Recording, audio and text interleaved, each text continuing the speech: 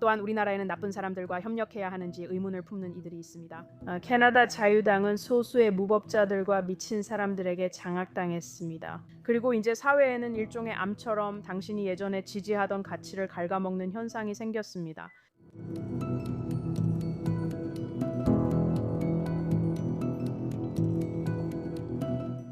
다시 스탠드 포인트 에피소드로 돌아왔습니다.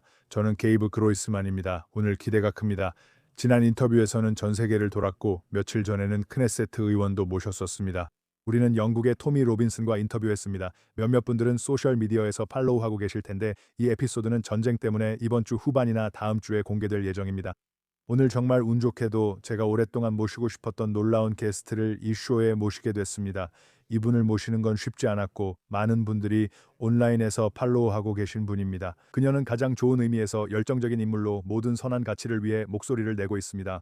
우리가 모든 것에 동의한다는 뜻은 아니지만 그녀는 정말로 캐나다에서 선한 모든 것들을 위해 당당히 맞서고 있습니다. 그녀는 캐나다 보수당의 부대표이자 국회의원인 멜리사 렌츠먼입니다. 함께해 주셔서 정말 감사합니다. 초대해 주셔서 정말 감사합니다. 저는 오랫동안 인터넷에서 선생님의 팬이었습니다. 감사합니다. 정말 기대됩니다. 원래 소개도 준비했지만 모두 선생님을 이미 아실 거라 생각합니다. 선생님은 토론토 북쪽 지역 손일 대표 맞죠? 저도 토론토 출신 처남이 있습니다. 제 친구 아비 글래너도 그렇죠. 아비는 남부 플로리다로 이사 갔습니다. 죄송합니다. 저희가 캐나다에 인재들을 데려가고 있네요. 저희도 최고의 인재들을 내보내고 있어요. 그래서 저희에게도 큰 문제입니다.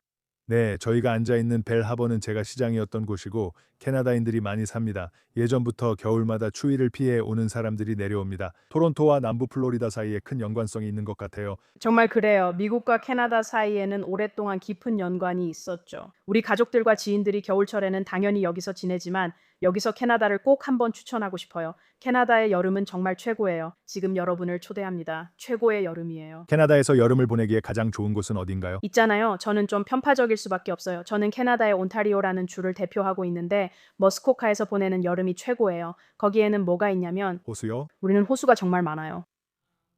우리는 최고의 날씨에 멋진 사람들이 있어요.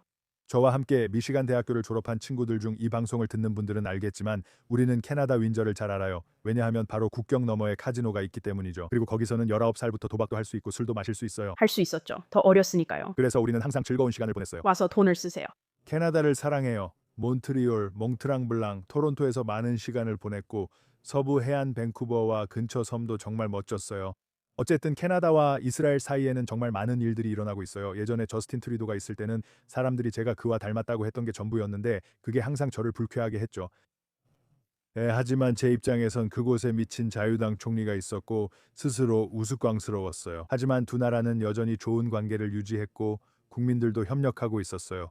캐나다인과 미국인에게 물어보면 두 나라 문화가 정말 비슷하다는 걸 알 수 있죠. 그러니까 퀘벡과 그 지역을 제외하면 나머지 지역은 정말 비슷하죠. 하지만 많은 것이 변한 것 같아요. 지난 선거 때 스티븐 하퍼 전 총리를 모셨었는데 제 생각엔 그분이 선거 전에 열기를 고조시켰던 것 같아요. 그럼 시작해보죠. 오늘날 캐나다에서 무슨 일이 일어나고 있다고 보시나요? 제가 솔직하게 말씀드리자면 캐나다는 저에게 제가 가진 모든 것을 주었습니다. 부모님은 70년대 캐나다로 이민 오셨어요. 그리고 캐나다 같은 나라에서는 한 세대만의 자격을 인정받지 못한 택시 운전사의 운전석에서 국회의사당 맨 앞줄에 앉을 수 있게 됩니다. 캐나다에서는 절대 변하면 안 돼요. 열심히 일하면 성공하고 할 수 있는 만큼 해낼 수 있어야 해요. 우리 관계에서 가장 중요한 것은 사람과 사람 사이의 유대라고 생각해요. 말하자면 우리는 같은 사람들이에요. 우리는 오랫동안 세계에서 가장 긴 비무장 국경에서 최고의 관계를 공유해 왔어요. 캐나다인들은 모든 전쟁에서 미국인들과 함께 오른편에 서서 피를 흘렸어요. 종종 미국의 이익을 지키기 위해서였지만 우리 두 나라 모두를 위한 일이었죠. 그리고 저는 여전히 어디를 가든 캐나다만큼 있고 싶은 곳은 없다고 생각해요. 다음 세대가 이전 세대가 누렸던 것을 누릴 수 있도록 나라를 발전시키고 싶어요. 하지만 오늘날 캐나다에서는 그게 불가능해요. 왜 안 되죠? 우리에게 모든 게 있고 반유대주의에 대해서도 이야기할 거예요. 많은 청취자들이 캐나다에서 무슨 일이 일어나는지 볼 거라 생각해요. 그리고 그분들은 충격을 받을 거예요. 하지만 2년 반이 지나면 더 이상 충격받지 않게 돼요. 정말 큰 문제가 있다는 거죠. 그리고 솔직히 말해서 이건 캐나다에 사는 모든 사람들에게 문제예요. 오랫동안 유대인 공동체가 번영해 왔고 문화와 정치, 그리고 나라를 발전시키는 데 기여해온 곳으로 캐나다를 바라보는 사람들에게 말이죠. 그리고 이제는 사회의 암처럼 퍼져서 우리가 예전에 중요하게 여겼던 가치들을 좀먹고 있는 것 같아요. 우리가 겪고 있는 문제들은 모두가 겪는 문제들이에요. 집을 마련하는 것도 어렵고 자신의 전문 분야에서 일자리를 구하는 것도 힘들죠. 모든 걸 제대로 해도 성공하기가 힘들어요. 우리는 신이 주신 자원, 석유와 가스, 그리고 중요한 광물들을 가지고 있다는 축복을 받았어요. 우리는 안락함 속에서 거대한 관료 조직을 만들었고, 이 조직들이 우리가 자원을 밖으로 내보내는 걸 막고 있어요. 기회는 많지만 일부를 낭비하는 것 같아요. 정말 할 얘기가 많네요. 미국인으로서 당신 얘기가 흥미롭고 저는 여기서 태어났지만 우리의 이야기가 비슷하다는 걸 알아요. 미국인들이 이 나라를 사랑하는 방식이 제가 표현하는 방식과 비슷하고 그것이 당신의 캐나다 사랑 표현과도 닮아 흥미롭습니다. 네, 오늘 일어나는 일부터 시작하죠. 이 에피소드는 오늘이나 내일 공개될 예정입니다. 지난주 동안 모두가 알다시피 세상과 단절되지 않았다면 알 겁니다. 미국과 이스라엘이 이란을 공격했습니다. 그리고 제 입장에서는 저는 그걸 계속해서 박수칠 수밖에 없습니다. 이란이 전 세계를 공포에 몰아넣는 폭정에 맞서 서방이 일어서는 모습을 보는 건 저에게 정말 놀라운 일입니다. 그리고 사람들은 이란이 전 세계에 뻗어있는 마수를 잘 이해하지 못합니다. 하지만 당신은 알고 있죠? 하지만 잠시 캐나다에 집중해 봅시다. 총리님의 초기 성명은 꽤 괜찮았고 이번 공격을 지지하는 내용이었습니다. 솔직히 당신에게는 놀라웠죠. 네. 네, 저도 그랬어요. 성명을 자세히 보면 조심스럽게 표현했지만 여전히 지지하는 입장이었죠. 그러나 곧 입장을 철회했어요. 인용문 몇 개 가져왔습니다. 총리에 대해 잘못 말하고 싶지 않으니 한번 확인해 보죠. 그는 이제 그 발언들이 후회로 가득 차 있다고 말했어요. 그런데 솔직히 누가 그렇게 말하는지 모르겠지만 어쨌든 그게 그가 한 말입니다. 그는 이를 국제 질서의 실패라고 했고 입장을 완전히 바꿨어요. 당신이 트위터에 총리의 입장을 알고 싶다고 올린 것도 알아요. 그는 여러 목록을 제시했으니 맨 위부터 살펴봅시다. 총리의 반응에 놀라셨나요? 총리와 캐나다 정부의 이란 사태에 대한 입장은 무엇인가요? 네, 먼저 이 말씀을 드릴게요. 저도 당신과 같은 생각이에요. 미국인들과 이스라엘에 있는 우리의 동맹들과 함께하는 입장입니다. 그리고 걸프 지역의 동맹들도 마찬가지입니다. 이란의 공격적인 태도로 인해 오랜 동맹국들에게 무차별적으로 로켓 공격이 가해지고 있습니다. 이 사람들은 47년 동안 자신들의 국민을 억압해 왔다는 사실만으로도 그 점이 증명됩니다. 10월 7일 사태 외에도 그들은 사람들을 죽였습니다. 그리고 이 사실을 모르는 청취자분들을 위해 말씀드리자면 그들은 PS 752편에서 55명의 캐나다인을 죽였고 30명의 영주권자도 살해했습니다. 우리나라에는 역사 속 나쁜 사람들과 편을 들어야 하냐는 의문을 제기하는 이들이 있는데 저는 이해하지 못합니다. 총리님의 처음 발언에 저는 꽤 놀랐습니다. 우리는 미국과 이스라엘의 동맹국들과 그리고 이란 국민들과 함께 정권을 무너뜨리기 위해 함께할 것이라고 하셨죠. 그렇게 직접적으로 말씀하신 건 아니지만 제 생각에는 오랜만에 중동 문제에서 처음으로 올바른 편에 서신 것 같아요. 그리고 나서 곧바로 잘은 모르겠지만 아마 여론조사를 했던 것 같아요. 아마도 그들 내부에 미친 행동가 집단으로부터 압력을 받았을 수도 있어요. 그 사람들은 저나 당신과는 전혀 다르게 세상을 바라보거든요. 그래서 그는 그 입장에서 물러나기로 결정한 것 같아요. 국제법에 대한 문제, 깊은 유감, 그리고 외교에 관한 모든 것들, 그러면서도 여전히 미국의 임무를 지지한다고 말하죠. 그러니까 한 문장 안에 모든 입장을 담을 수도 있고 아무 입장도 취하지 않을 수도 있어요. 그게 바로 캐나다예요. 그래서 이 부분을 좀 더 깊이 파고들자면 그가 또 했던 말 중에 미국이 모든 기관 중에서 유엔과 캐나다 같은 동맹국들에게 먼저 상의하지 않은 것에 대해 당황스럽고 실망했다고 했어요. 마치 미국이 공격 결정을 내리기 전에 유엔에 먼저 연락했어야 한다는 식이죠. 오늘날 이런 글로벌 기관들의 현실과 세계 질서 그리고 그가 취하는 입장 사이에는 큰 괴리가 있는 것 같아요. 그는 캐나다 국민들을 속이고 있는 건가요? 그게 정말 캐나다인가요? 캐나다가 유엔 같은 기관들의 흔적에 집착하려고 하는 건가요? 저는 이것이 좌파와 서방 민주주의 국가들의 정치적 장악이라고 생각해요. 우리는 프랑스와 영국에서도 이런 모습을 봤어요. 그들의 입장은 처음부터 완전히 잘못된 입장이었어요. 그리고 꽤 빠르게 그들은 방해가 덜하거나 어떤 면에서는 항공모함을 보내는 등 도움이 되기도 했다고 말할 수 있어요. 하지만 이것은 서방 민주주의가 옳고 그름과 도덕적 명확성을 뒤집어버린 정치적 장악이라고 생각해요. 우리는 그것을 이미 봐왔죠. 이런 문제에서 우리는 그것을 봐왔어요. 10월 7일 이후 지난 2년 반 동안에도 우리는 그런 모습을 봤죠. 우리는 이런 이상한 DI 정책들에서도 이런 모습을 봐왔어요. 그건 오랫동안 서구 사회의 모든 사람들이 상황이 어떻게 흘러가는지에 대해 아주 편안하게 느꼈기 때문이에요. 그리고 시간이 지나면서 세계 질서가 변화하고 누가 선한 사람이고 누가 나쁜 사람인지 아주 분명하게 보인다고 생각해요. 그리고 편안해지면 그 차이를 인식하지 못하게 되죠. 저는 캐나다도 그 안에 포함된다고 생각해요. 그래서 사람들이 이해할 수 있도록, 그리고 솔직히 저도 이해할 수 있도록 오늘날 중동에서 일어나고 있는 일에 대해 보수당의 입장이 무엇인지 말씀하실 기회를 드리고 싶습니다.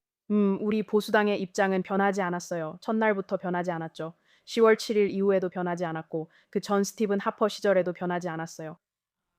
저희는 민주주의에 대한 세계에서 가장 큰 위협 중 하나를 근절하는 데 있어 동맹국들을 지지합니다. 중동에서 질서를 유지하고 그들의 핵무기 비축을 막기 위한 것입니다. 피에르 폴리에브는 예전에 아주 분명하게 말했어요. 만약 이스라엘이 이란의 핵 능력을 파괴한다면 그것은 전 세계에 큰 선물이 될 것입니다. 우리는 그때도 지금도 그렇게 믿으며 이것이 빨리 이루어지길 바랍니다. 그리고 이란 국민들이 지난 47년 동안 그들을 석기 시대로 되돌려 놓은 살인적이고 잔혹한 정권을 무너뜨릴 수 있기를 바랍니다. 이란 국민들에게는 말 그대로 지옥이었으니까요. 그리고 우리는 그들이 평화와 안전 속에서 이란의 민주주의 국가에서 나란히 살아가는 모습을 보고 싶습니다. 꽤 쉽죠. 네, 맞아요. 실행할 용기만 있으면 됩니다. 트럼프 대통령과 네타냐후는 해냈고 다른 사람들은 말만 하면 되죠.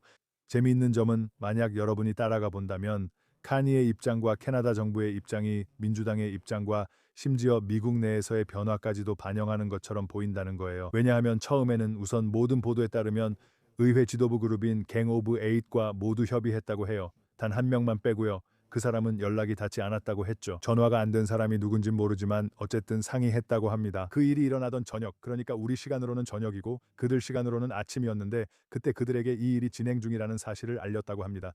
처음에는 사실 지지한다고는 할 수 없지만 반대하지도 않았어요.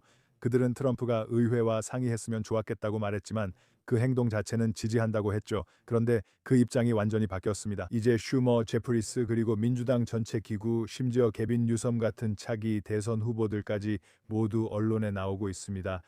이건 제쇼라 이스라엘과 미국 트럼프를 완전히 비난한다고 할 수 있겠죠?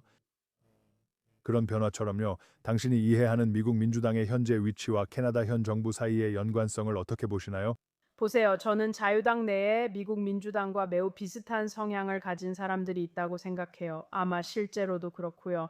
음, 어, 알다시피 옳고 그름이나 도덕적 명확성 면에서는 더 심각할 수 있다고 생각합니다. 하지만 보세요. 만약 여러분이 살펴보면 우리 모든 뉴스 미디어도 똑같은 방식이라는 걸 알 수 있어요. 하지만 거리에서 시위하는 사람들, 아야톨라의 죽음을 애도하는 사람들을 보면 그 보도를 한번 살펴보세요. 거기에는 이란인이 한 명도 없어요. 아시죠? 그리고 그건 돈을 받고 동원된 시위대예요. 그리고 저는 알다시피 확실한 증거는 없지만 그렇게 말하는 거예요. 하지만 분명히 아무 이유 없이 그런 게 아니에요. 그리고 그 대화들에는 진짜 사람이 아무도 없어요. 그리고 좌파가 그리고 그 정당이 캐나다의 오랜 집권 정당 중 하나인 캐나다 자유당이 소수의 무법자들과 미치광이들에 의해 장악당했어요. 이것이 캐나다 정부의 정치와 정책에 어떻게 영향을 미치는지에 대해 매우 우려스럽습니다. 이제 이 문제를 캐나다와 미국의 또 다른 주요 이슈와 연결해 보겠습니다. 우리는 트럼프 대통령이 외교를 볼 때 적어도 첫 단계는 상대국 지도자와의 관계에 달려 있다고 본다는 걸 알고 있습니다. 캐나다와 미국은 이제 관계가 완전히 깨졌다고 할 수는 없겠지만 예전보다 더 어려운 관계를 가지고 있습니다. 제 입장에서는 미국이 분명해야 한다고 생각합니다. 왜냐하면 사람들은 항상 저에게 어떻게 생각하냐고 묻거든요. 질문만 할 수는 없습니다. 저는 상업적으로나 경제적으로 서방구에서 재정렬이 필요하다고 생각합니다. 중국이나 정치적으로나 지리적으로 저쪽에 있는 다른 나라들에 의존하는 대신에 말이죠. 공급망은 완전히 관리될 수 있습니다. 라틴 아메리카와 북아메리카가 함께 무역을 개방하고 각자의 나라에서 일자리를 보호하면서 올바른 방식으로 일을 한다면 말이죠. 물론이죠. 저는 보통 그런 식으로 사물을 바라봅니다. 하지만 지금 상황이 좋지 않다는 건 알고 있죠. 그렇죠? 경제적으로 관계가 좋지 않은 상태입니다. 트럼프가 50일 번째 주를 언급한 것은 모두 알고 있습니다. 최근엔 그 얘기가 없었지만 캐나다에겐 좋은 출발점이 아니었을 겁니다. 카니가 경제적으로 적어도 미국과의 관계를 회복하고 새로운 무역 협정을 체결해서 일자리를 지키고 캐나다 경제를 돕고자 하는 자신의 바람을 얼마나 고려한다고 생각하십니까? 지금 그가 취하고 있는 입장과 미국이 수십 년 만에 군사적으로 전면에 나선 상황에서 말입니다. 우선 가장 먼저 말씀드리고 싶은 건 청취자분들이 이 말을 좋아하지 않을 수도 있겠지만 트럼프가 캐나다에 대해 하고 있는 일은 잘못됐다는 겁니다. 그가 캐나다에 대해 한 말도 잘못됐어요. 즉, 그가 이 관계를 대하는 방식은 잘못됐다고 생각합니다.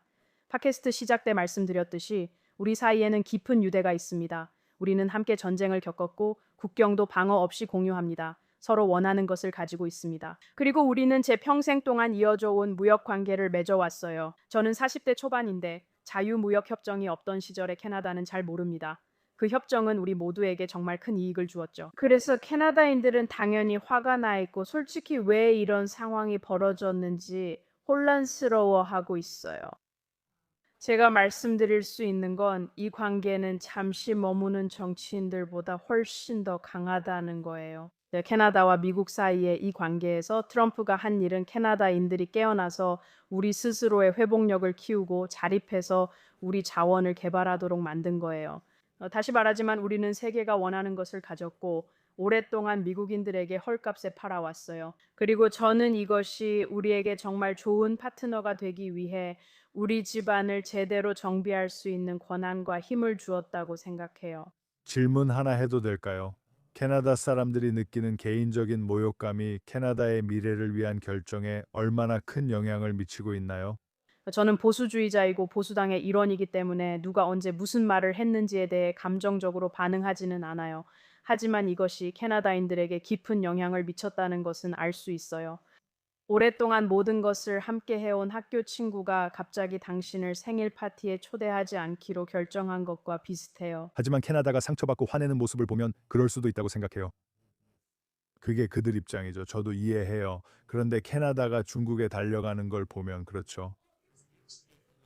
절대 아니에요. 그리고 그건 알다시피 보수주의자들이 절대 하려는 게 아니에요. 우리가 할 일은 다시 말해서 우리 스스로의 문제를 해결하도록 강요받는 거죠. 우리는 헌법을 바탕으로 철도도 만들고 해운로도 만든 나라예요.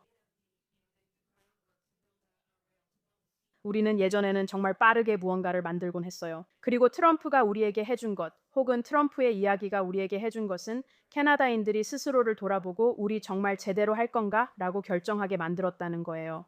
이게 당신의 팟캐스트인 건 알지만 저도 이렇게 말할게요. 우리가 정말 제대로 해서 예를 들어 석유를 필요한 사람들에게 수출하고 비슷한 생각을 가진 민주주의 국가들과 협력할 수 있을까요? 우리에게는 영국, 뉴질랜드, 호주와의 파트너십이 그런 예인데 우리가 만든 제품을 원하는 사람들에게 전달할 수 있는 관계죠.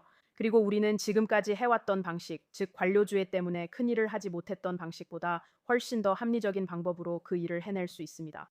네, 최근 루비오가 말했는데 이게 미국의 외교와 경제 문제 접근 방식을 잘 보여줍니다. 즉, 미국은 미국 우선이며 다른 나라도 자국을 우선시해야 한다는 겁니다. 그렇지 않으면 그들은 자기 나라의 총리나 지도자가 될 수 없습니다. 그리고 협상과 외교가 이루어지는 곳은 서로의 이해관계가 겹치는 부분, 그리고 우리가 문제를 해결할 수 있는 부분을 찾아내는 곳입니다. 당신이 대답 중에 끊겼던 질문에 답할 기회를 드리겠습니다. 그걸 잊지 않았어요. 그리고 그 질문은 다시 말씀드리자면 우리는 카니가 이 입장을 취하는 것을 보고 있습니다. 제 생각에는 이란 공격과 현재 진행 중인 전쟁에 대해 정말로 반미적이고 반이스라엘적인 입장입니다. 지금 전쟁이 벌어지고 있습니다. 중동 전역에 로켓이 날아다니고 있습니다. 이렇게 질문하겠습니다. 차르네이는 자신이 걱정하는 여론조사나 유권자 집단의 변덕에 맞추는 것보다 미국과의 경제 관계를 다시 정상 궤도에 올려놓는데 좀 더 폭넓게 집중해야 하지 않을까요? 100% 동의합니다. 어떤 총리든 우리 경제 관계, 우리의 안보, 그리고 우리나라 국민들을 걱정해야 합니다. 그건 두말할 필요도 없죠. 그리고 저는 전 세계를 돌아다니면서 현실적이지 않은 진부한 말만 하는 것으로는 상황이 달라지지 않을 거라고 생각해요. 일자리를 잃은 국내 철강 노동자나 공장이 문을 닫고 있는 공장 노동자들에게는요, 100년 동안 국경을 넘나드는 제조업에 의존해온 자동차 산업 종사자들에게도요, 이 문제가 매일매일 중요한 사람들을 우리는 잊어서는 안 됩니다. 그것이 바로 보수당이 말하는 바입니다. 저 역시 매일매일 할 수 있는 한 그렇게 노력하고 있습니다. 이것은 우리 국민, 우리의 안보, 그리고 우리의 경제에 관한 일입니다. 네, 그리고 정말 놀라운 일입니다. 제가 알기로는 아무도 캐나다에게 군대를 파병해 달라고 요청하지 않았거든요. 그러니까 중립적인 성명이나 지지하는 발언을 내는 데에는 그들에게 아무런 비용도 들지 않는데 그는 거의 나쁜 쪽과 동조하는 것처럼 보입니다. 네, 우리도 예전에 의견 충돌이 있었죠. 알다시피 우리도 그렇게 할 수 있죠. 하지만 우리는 아프가니스탄에서 미국인들과 함께 싸웠고 그들은 아프가니스탄에서 많은 군인들, 많은 남성과 여성 군인들을 잃었습니다. 많은 가족이 이제는 형제, 자매, 사랑하는 이를 잃고 식탁에 함께 할 수 없게 됐어요. 그리고 주로 미국의 이익을 위해 그렇게 했죠. 물론 우리 모두의 이익이기도 해요. 우리가 보호해주거나 아니면 당신이 원하는 것을 우리가 가지고 있어요. 우리는 당신이 원하고 또 보호받길 원하는 열린 북극을 가지고 있어요. 우리가 함께 협력하면 더 효과적이죠. 그리고 저는 미국인들이 그 점을 이해하고 있다고 알아요. 그래서 제가 미국인들에게 이야기할 때면 많은 분들이 지금 일어나고 있는 일에 대해 사과하곤 해요. 그리고 저는 우리가 그것을 다시 정상 궤도로 돌릴 방법을 찾길 바라고 있어요. 그렇지 않으면 우리에게 가장 중요한 것은 우리의 회복력과 경제입니다. 네, 전 세계적으로 무역 재편이 일어나고 있고 모든 것이 제자리를 찾을 거라 생각합니다. 저는 낙관적이며 대통령을 지지하지만 모든 일이나 말에 동의하진 않습니다. 모두가 모든 것에 동의하진 않죠. 아마 대통령도 자신의 모든 말과 행동에 동의하지 않을 겁니다. 하지만 이런 글로벌 경제 재편이 미국과 캐나다 모두의 이익이 될 것이고 결국 모든 것이 제자리를 찾을 거라 생각합니다. 의원님 시간을 존중해 주제를 바꾸고 싶습니다. 아까 반유대주의를 언급하셨는데 꼭 논의할 가치가 있다고 생각합니다. 이미 그 주제에 대해 충분히 이야기했으니 더 설명하지 않겠습니다. 하지만 미국의 반유대주의는 어떤 한 수준에 와 있습니다. 1930년대 이후 가장 높은 수준이며 그 이상일 수도 있습니다. 당시에는 데이터가 부족해 정확한 통계 비교가 어렵습니다. 여기서 데이터가 여전히 제각각이지만 우리는 거리에서 이를 체감합니다. 캐나다는 거의 다른 수준입니다. 유대인들은 토론토와 몬트리올 그리고 캐나다의 여러 지역에 살고 있습니다. 오늘날 캐나다 유대인들의 삶과 겪는 어려움 그리고 해결 방안에 대해 간단히 설명해 주세요. 우리는 지금 여기 앉아 있는데 어제 한 시나고그가 총격을 당했고 또 다른 시나고그는 11번째로 공격을 받았습니다. 그래서 유대인 학교에 총알이 날아들었고 상점에는 화염병이 투척된 적도 있습니다. 그리고 전반적으로 정치인들은 충격이다, 경악스럽다 같은 입장만 내놓고 있습니다. 저는 이 충격과 경악이 언제 멈출지 모르겠어요. 왜냐하면 지난 2년 반 동안 유대인이라는 이유만으로 증오 범죄를 당할 확률이 70%나 더 높았으니까요. 이 통계들도 혼재되어 있지만 유대인 커뮤니티가 겪고 있는 반유대주의 증오 범죄는 수백 퍼센트나 증가했습니다. 우리 도시 여러 곳에서 안전하지 않다고 느껴져요. 그리고 그것은 캐나다에 해당되는 이야기예요. 유대인 커뮤니티는 캐나다를 세우고 여러 기관을 만들었으며 정치에도 참여했고 현대 캐나다가 존재한 이래로 캐나다 사회의 일부였어요. 그것은 강하고 자유롭고 다원적인 국가라는 의미와는 상충되는 일이에요. 그리고 분명히 예전에는 그런 생각조차 해본 적 없는 나라에서 자란 사람들에게도 상충되는 일이에요. 오늘날 다원주의나 포용적 사회라는 용어를 써도 유대인 공동체는 배제되는 것 같습니다. 이 점이 항상 저를 힘들게 해요. 지난주에도 이 얘기를 했습니다. 저는 그런 얘기 싫어요. 피해자 코스프레 하지 않고 우리는 피해자가 아니라고 생각해요. 우리는 강인한 사람들이고 성장하고 발전시키고 무언가를 해냅니다. 하지만 동시에 무슨 일이 일어나고 있는지도 인식해야 합니다. 그리고 그게 캐나다에서 일어난 또 다른 일이에요. 공격이 있을 때마다 더 큰 회복력이 생기고 더 많은 공동체 모임이 열립니다. 이제는 대기자가 있는 학교들도 있고 대기자가 있는 시나고그도 있으며 들어갈 수 없는 캠프들도 있습니다. 그래서 유대인 공동체의 반응은 정말 놀라웠어요. 제 생각에는 아마 유대인 공동체 내에서 좌파에 속한 많은 사람들이 적어도 제 입장에서는 자신들이 지지하던 다른 어떤 운동도 자신들이 힘들 때 함께 해주지 않았다는 것을 깨달았다고 봅니다. 그리고 저는 우리 공동체에 재정렬이 일어나고 있다고 생각해요. 캐나다에는 반시온주의적인 개혁파 유대교가 없어요. 캐나다에 있는 거의 모든 시나고그, 거의 전부가 친이스라엘이고 시온주의를 지지하며 자신들을 시온주의자라고 부를 거예요. 그리고 그게 큰 차이예요. 네, 맞아요. 이게 여기서 큰 문제 중 하나예요. 유대인 커뮤니티 출신이 아닌 손님들이 그 역학을 잘 이해하고 지적할 때 재미있어요. 그리고 그분들이 맞아요. 사람들이 기분이 상해서 저한테 전화나 이메일을 보내기도 해요. 저는 아니에요, 아니에요. 그분들이 맞아요, 맞죠. 그분들이 맞아요라고 해요. 커뮤니티 내에 큰 분열이 있어요.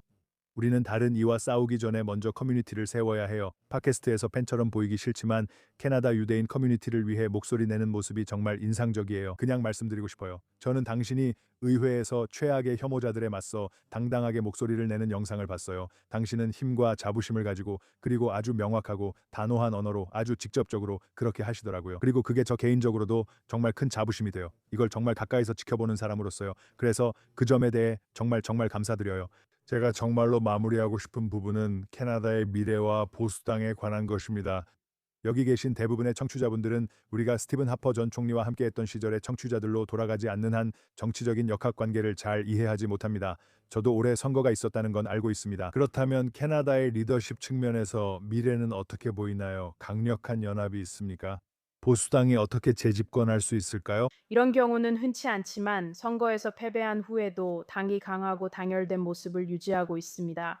800만 명의 캐나다인이 있습니다. 우리는 득표율을 높였고 연합도 바꿨습니다.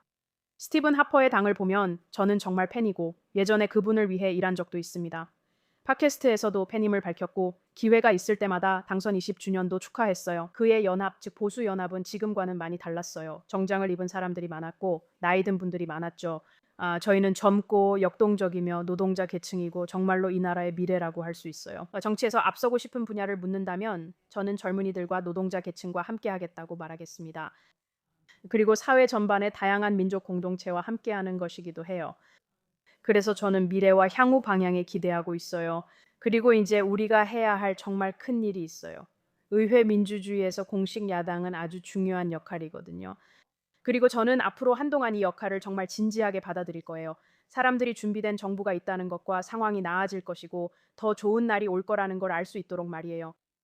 네, 맞아요. 그리고 미국 정치에 관여한 사람으로서 작은 조언을 드리자면 남쪽에 있는 친구들에게 대안이 있고 대기 중인 대안 정부가 있다는 걸 알려주는 게 중요하다고 생각해요. 맞죠? 왜냐하면 우리는 북쪽을 바라보면 총리가 보이거든요. 이전 총리도 봤었고요.